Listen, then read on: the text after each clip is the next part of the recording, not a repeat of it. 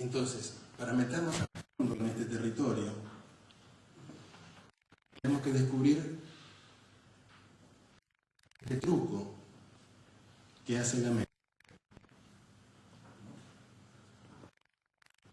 ¿Qué hace la mente cuando indaga y se da cuenta que tiene que resolver una cuestión difícil de resolver? Nos distanciamos de aquello que indagamos y automáticamente nos proponemos indagar en ello para cambiarlo.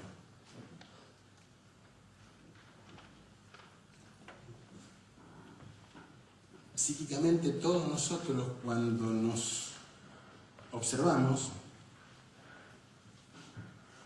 espontáneamente nos distanciamos de nosotros mismos y nos proponemos cambiar.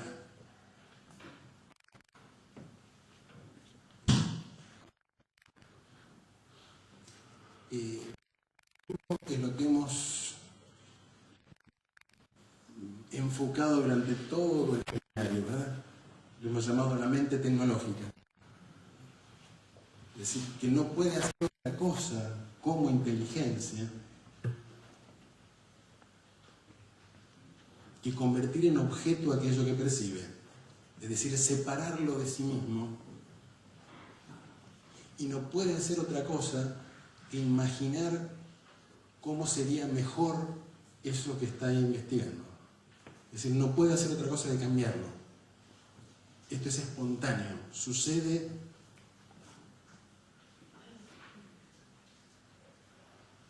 no conscientemente. Y evidentemente esta manera de abordar el territorio de lo psíquico es incongruente.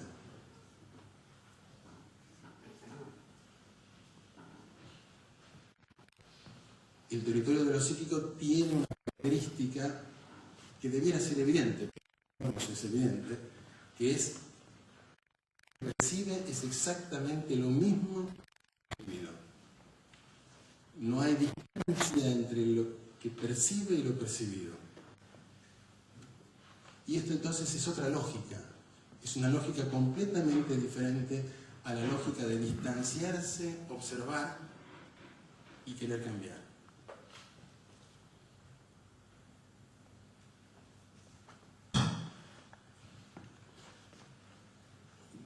Traten de observar la lógica de distanciarse, observar y querer cambiar sin querer cambiarla.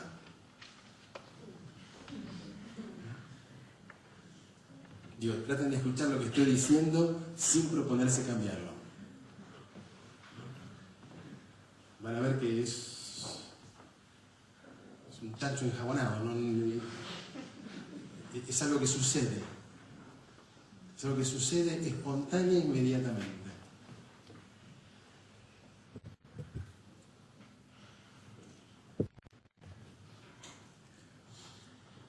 Ahora bien,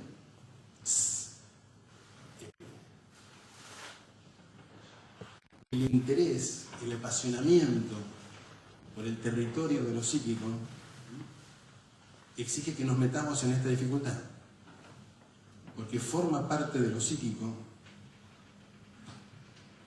comprender esta estructura no consciente que nos hace distanciarnos y querer cambiar cosa que percibamos. O mejor dicho, apenas percibimos, nos convertimos en una cosa. Y apenas nos convertimos en una cosa, tenemos que estar distanciados y lo vamos a querer cambiar. Lo que estoy diciendo es que esta es una estructura no consciente de nuestro sistema nervioso, del mismo tipo que el Edipo. ¿Se entiende lo que decir con el mismo tipo del Edipo, no es cierto? Es una estructura no consciente que está en nosotros y que tenemos que darnos cuenta de ella. Creo que es una estructura en un nivel mucho más profundo y mucho más radical.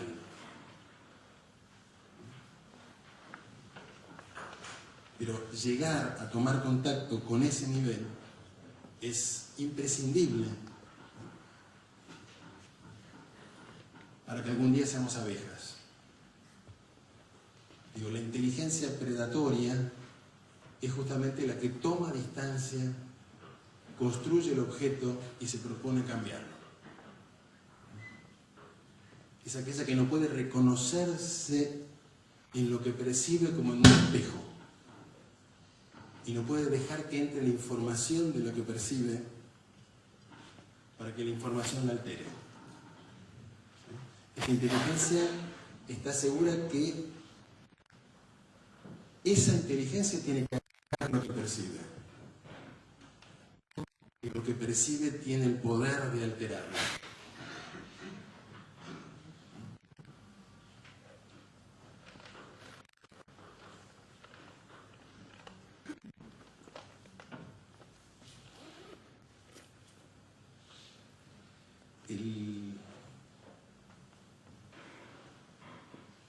El darnos cuenta de esto es una necesidad de la inteligencia hacia el proceso que estamos describiendo.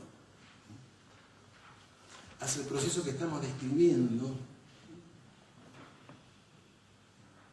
que la mayoría de los seres humanos no tengamos una percepción, una diafanidad, una mínima sensación de los patrones inconscientes que nos organizan y nos coordinan.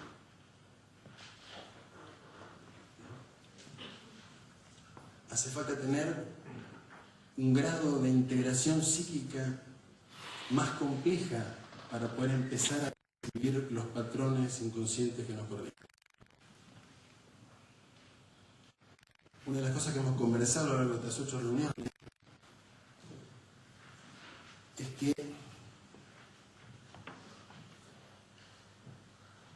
si queremos internarnos en el territorio de lo psíquico, tenemos que ampliar mucho más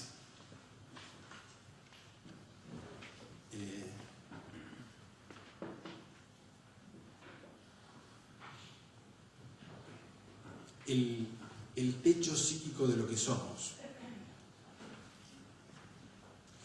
Quiero decir, para el inconsciente colectivo, todos somos normales, iguales, psíquicamente, y tenemos diferencias de talentos. Algunos son más sensibles, otros son cognitivamente más inteligentes, otros son más expresivos, otros tienen mayor potencia y capacidad de magnetizar a los demás. Estos son talentos de la estructura normal.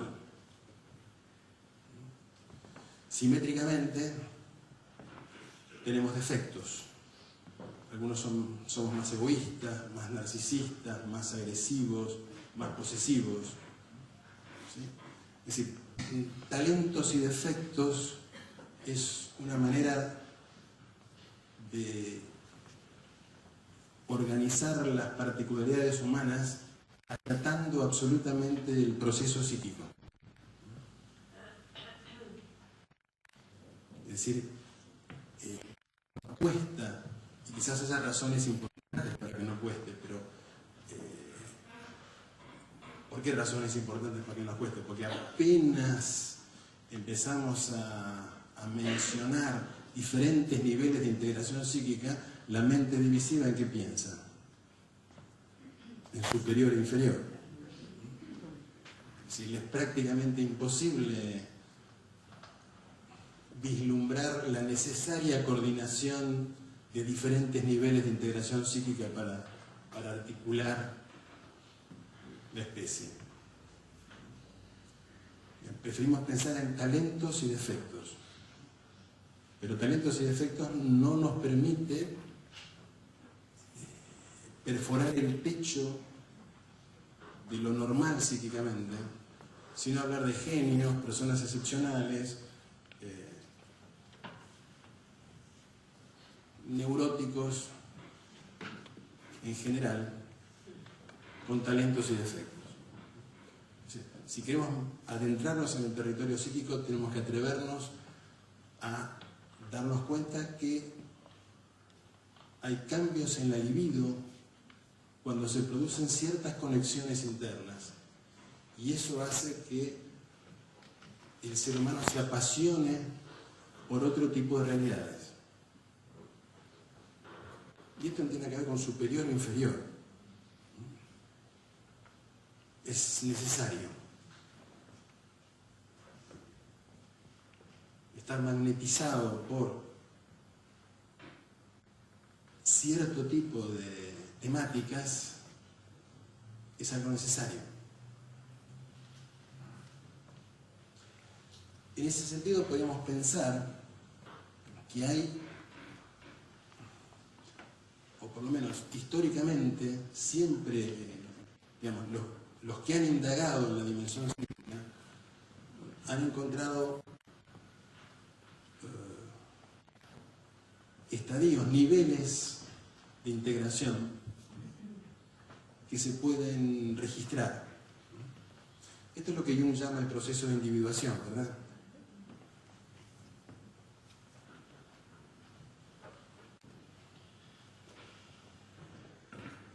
Que otras tradiciones han llamado proceso de iniciación. No en el sentido de excepcionalidad, sino en el sentido de que inicia algo nuevo cada vez que se abre un tipo más complejo de sensibilidad.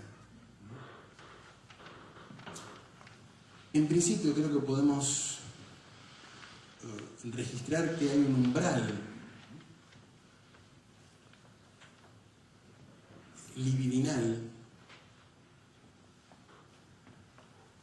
cuando un ser humano se convence profundamente que el nivel consciente es solo una función complementaria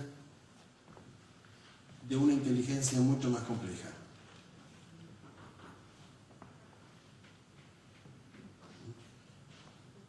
Vuelvo a decirlo. Digamos, todos tenemos destellos de esto, ¿verdad? Todos tenemos destellos de la vastedad de lo no consciente, la complejidad de lo no consciente, pero tarde o temprano tenemos destellos de que el nivel consciente es complementario de lo no consciente.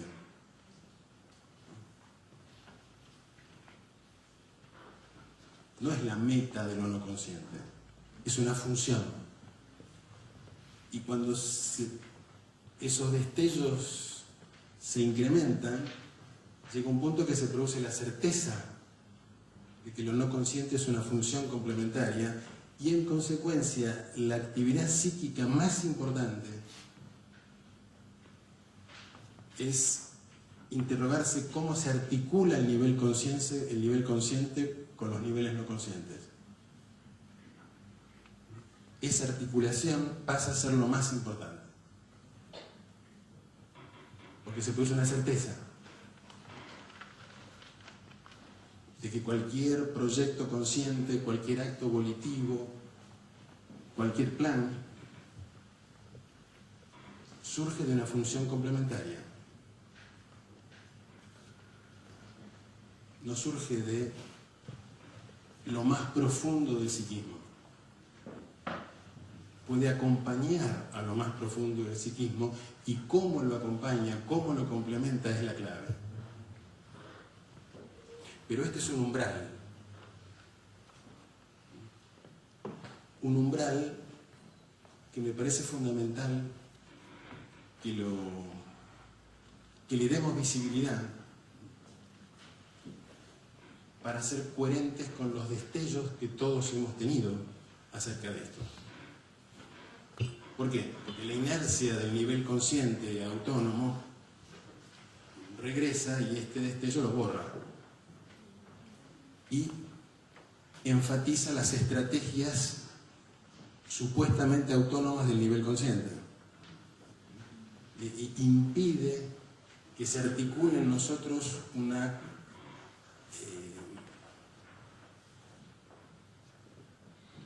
un interés verdadero para que se produzca el ensamble entre los niveles conscientes y los no conscientes.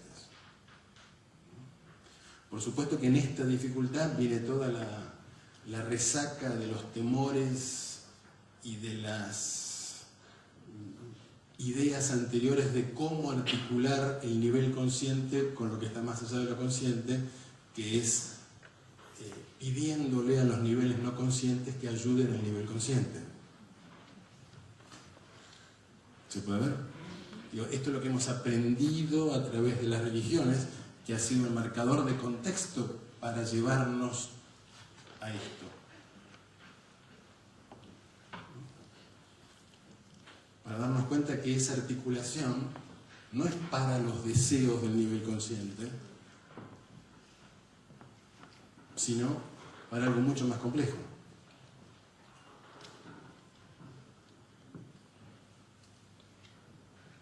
Entonces, a mí me parece muy importante que nos observemos a nosotros mismos en relación a este insight, en relación a cómo se imbrica, cómo se tejen estos destellos en nosotros. Realmente se produce la certeza de que lo más importante de nuestra vida es tener una correcta articulación entre el nivel consciente y los niveles no conscientes.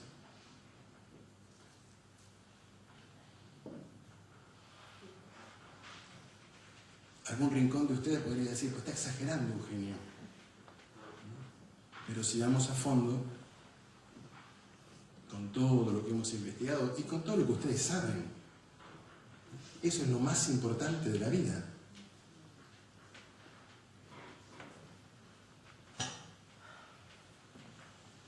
Digo, no sé si pueden tocar cómo durante 1 millón de años nos dijeron eso, pero le dieron forma de dioses. ¿Sí? Si no articulamos con los dioses, nuestra vida no tiene sentido.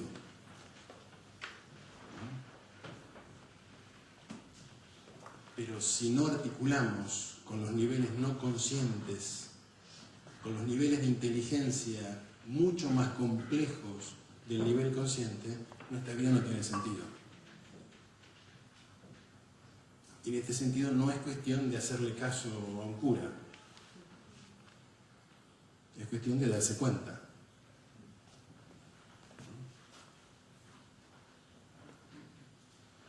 Es cuestión que hay una tensión allí entre niveles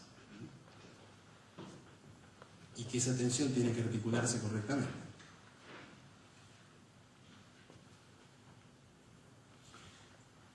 En la medida que nos vamos dando cuenta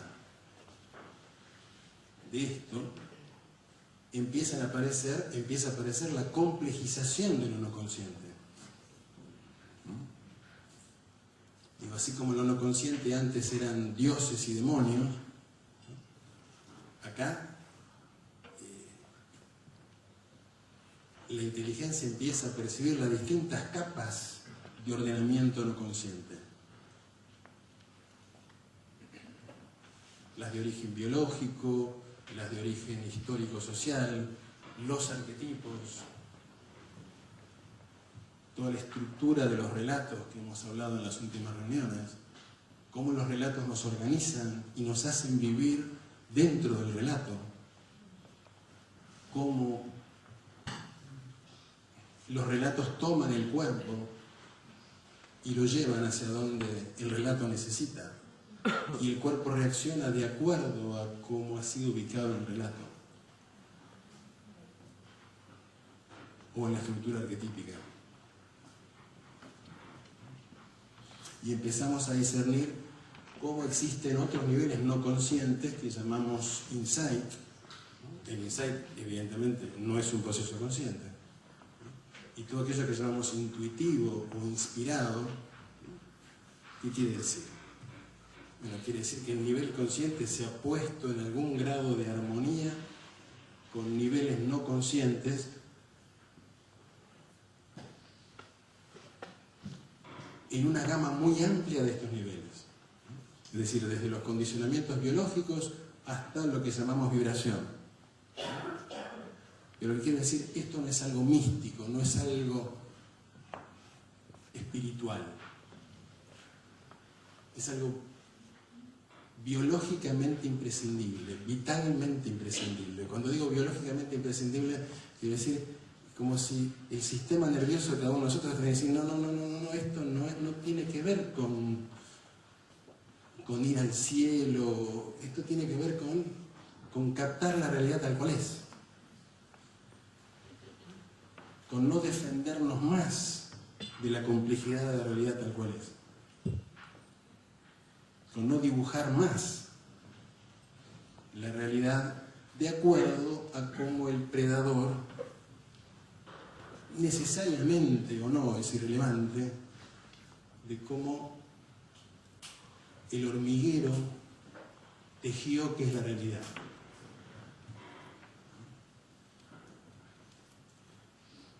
Porque nos tenemos que dar cuenta vitalmente que las ilusiones que hemos tejido son peligrosas. No es como decirle a un chico, bueno, Papá Noel no era verdad. Es como decirle, Papá Noel es peligroso.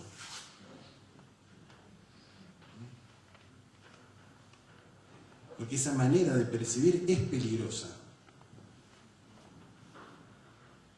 En el sentido que es poco inteligente. Ni siquiera digo mala. Es poco inteligente. Esa manera de percibir crea continuamente problemas y no se pueden resolver. Ya sabemos que no se pueden resolver. Digamos, tenemos que tomar contacto profundamente con la dimensión nuestra que sabe que no se pueden resolver los problemas si los enfrentamos desde el control, desde la voluntad, desde el juicio, desde la comparación, desde el yo.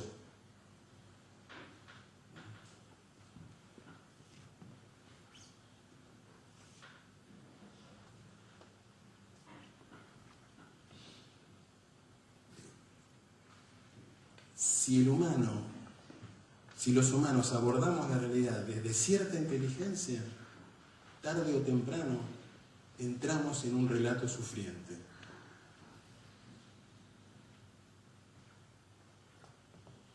La única posibilidad de que esto no sea así es que haya otra inteligencia, pero no a la cual rezarle, porque esto forma parte del relato. Que esa inteligencia opere en nosotros.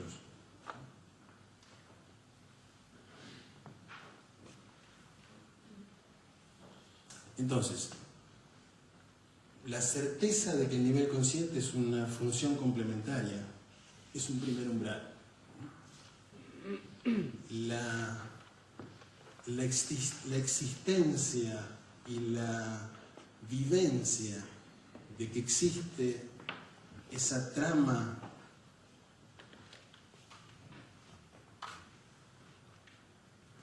de patrones inconscientes que nos coordina es otro umbral.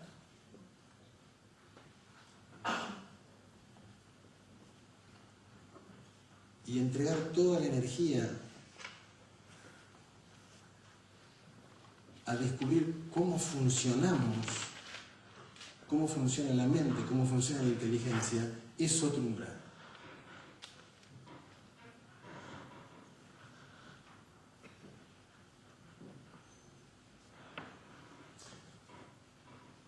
Y yo diría, ese es el umbral más difícil. ¿En qué sentido? Por lo que decía antes, apenas empezamos a darnos cuenta que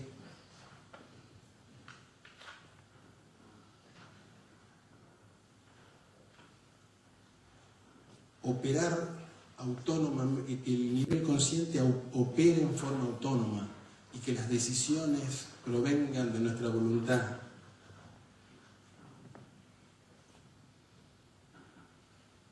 no es una alta inteligencia. ¿Cuál es el problema que se nos aparece? ¿Cómo dejo de hacer eso? Y son decisiones que no tienen en cuenta toda la información no consciente y toda la información vincular. Son decisiones rígidas. Son decisiones inelásticas que tarde o temprano van a llevar al conflicto, porque son inelásticas.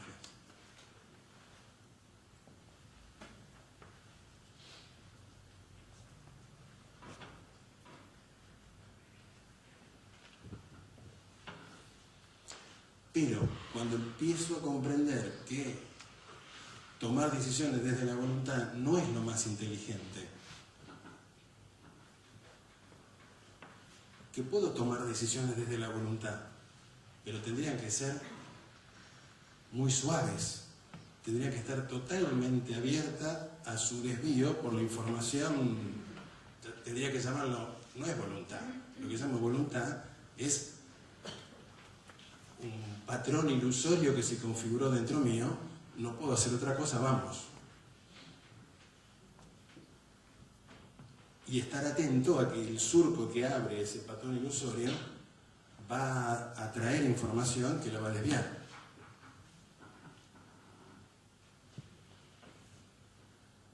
Tenemos que darnos cuenta que así funciona la inteligencia.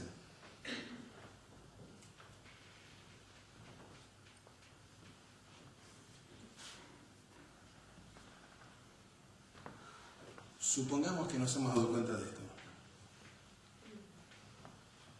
Entonces decimos, bueno, no, claro, yo me doy cuenta que cada vez que escucho estas cosas, entonces lo que empiezo a hacer, claro, empiezo a comparar con lo que tendría que ser, porque tengo que empezar a cruzar ese umbral y tengo que llegar a controlar mi voluntad para que mi voluntad no me interfiera.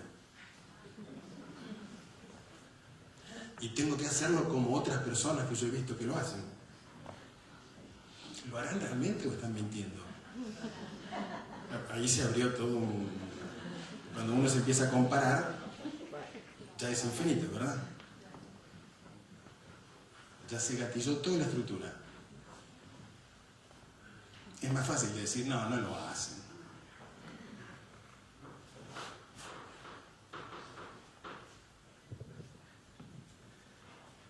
Digo, percibir cómo se gatilla toda esta estructura, que automáticamente cuando escucho algo, lo convierto en una meta, me empiezo a comparar con los otros, empiezo a juzgar y me propongo hacerlo. Es algo tremendamente arduo. Entre este tema y la luna en Capricornio de hoy, la reunión de hoy, ya sé cómo es, pero es así. Es así. Hoy hay luna en Capricornio y el tema es este. Es arduo. Es arduo. ¿Por qué es arduo?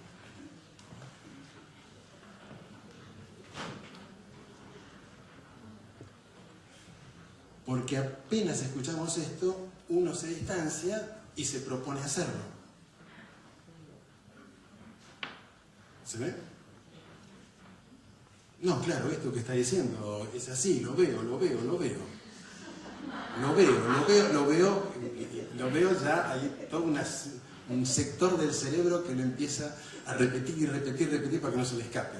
¿No es cierto? Lo ato. ¿Sí? ¿Cómo era? Y mientras ato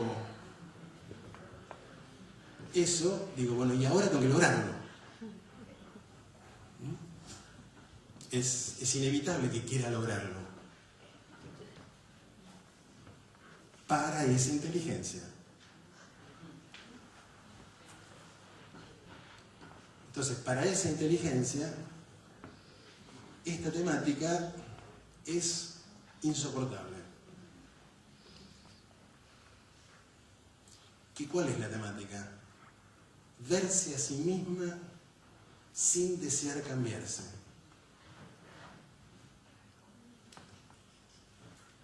Si le preguntan a un genio, eso es terrible. Así que no estoy diciendo... Pero llega un momento que algo se tiene que dar cuenta que la clave de todo lo anterior que hemos venido conversando está allí. Está allí.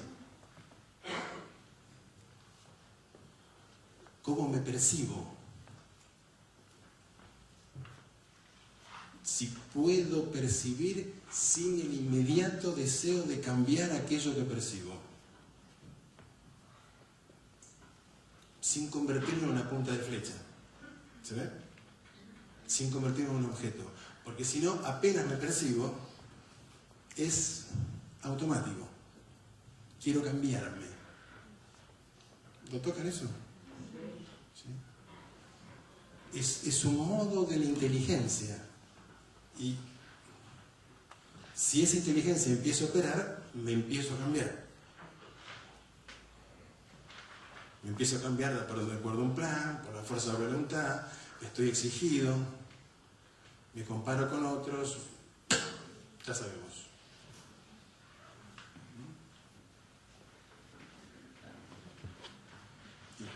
Creo que allí hay algo clave para considerar profundamente. El automático deseo de cambio de la percepción. O sea, ¿cómo? Entonces tenemos que empezar a pensar que la percepción es intrínsecamente deseante. Lo cual contradice una catarata de construcciones que tenemos acerca de la percepción. Porque pensamos que la percepción podría no ser deseante, que es puramente cognitiva. ¿Sí? Digamos, empezar a comprender que la inteligencia más mecánica de nuestro ser, la que se comporta tecnológicamente, es deseo puro, es deseante. Y esto está actuando. Entonces, ¿qué hago? Este hombre está loco, me está diciendo que esto tiene que cambiar en nosotros, pero que yo no lo puedo cambiar. ¿Verdad? Estoy diciendo eso. Que algo tiene que cambiar en nosotros, pero que yo no lo puedo cambiar. Esto es lo que estamos diciendo. Pero si acepto eso, ya estoy cambiando. Sí, pero ¿cómo lo acepto?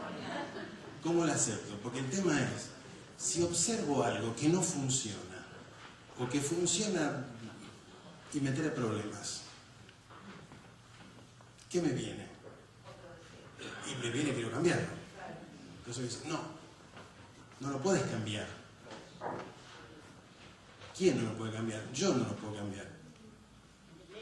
Entonces, ¿qué le pasa a uno cuando se da cuenta que hay algo que funciona mal y no lo puede cambiar?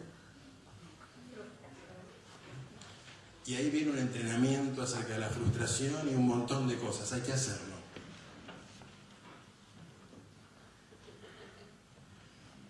Empieza a saltar todo. Porque yo me doy cuenta de algo y no puedo hacer nada en lo que me doy cuenta. Y ahí hay 1.000.000 de años de punta de flechas y cohetes a la luna que empiezan a temblar. Hay un modo entero de ser humano que empieza a entrar en crisis. Entrar en crisis es que se empieza a mostrar. ¿Sí? Porque hasta que eso está oculto, hay enormes capas profundas que no se van a mostrar nunca. Porque las voy a cambiar. No sé si lo tocan.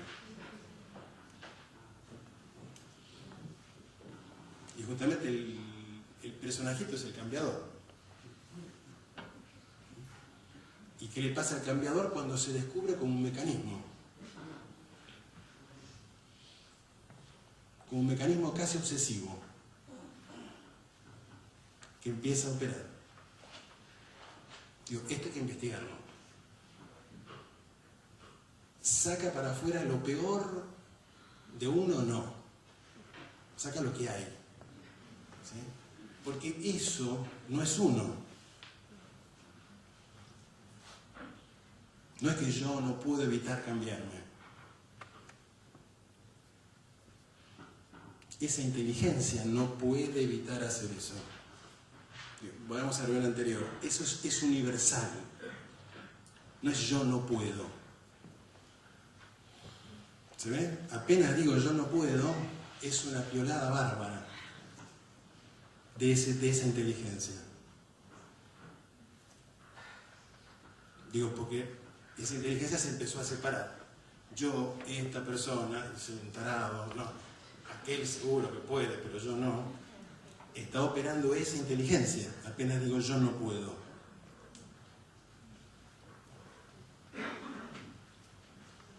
Entonces, ¿qué hacemos? Me parece que solo se puede ser sensibles a esa inteligencia. Ser sensibles a esa inteligencia es sentirla funcionando. No pensarla, si la pienso la quiero cambiar, no sé si lo pueden ver. Lo tengo que sentir como está operando todo el tiempo. En el que habla está operando todo el tiempo, no se me ilusiona. Está operando todo el tiempo. Es un mecanismo. Eso es mecánico.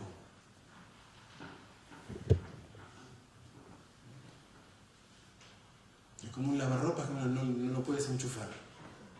Está funcionando.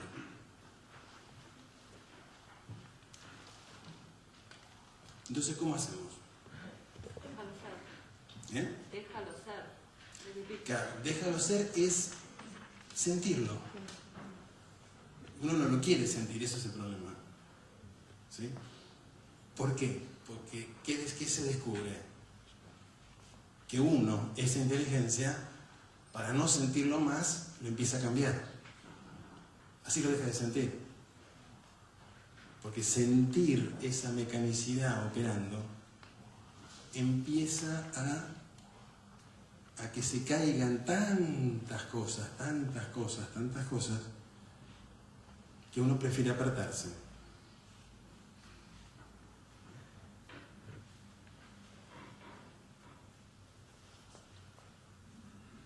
Entonces, pero bueno, ¿eso va a cambiar o no? ¿Sí? Es la pregunta que está por detrás. ¿Eso va a cambiar o no? Y ahí uno tiene que registrar al bichito. ¿Sí? Digo, juntemos los anteriores umbrales. Si realmente es cierto que hay una certeza de que el nivel consciente es solo un articulador con una inmensa inteligencia no consciente, entonces realmente el nivel no consciente descubre que lo que tiene que hacer es darse cuenta de cómo funciona. ¿Y quién lo va a cambiar? Otra inteligencia. Quiero decir, la inteligencia del yo con su voluntad no puede cambiar el juego. Pero me parece que es lo que puede hacer. Puede ser tremendamente sincera consigo misma.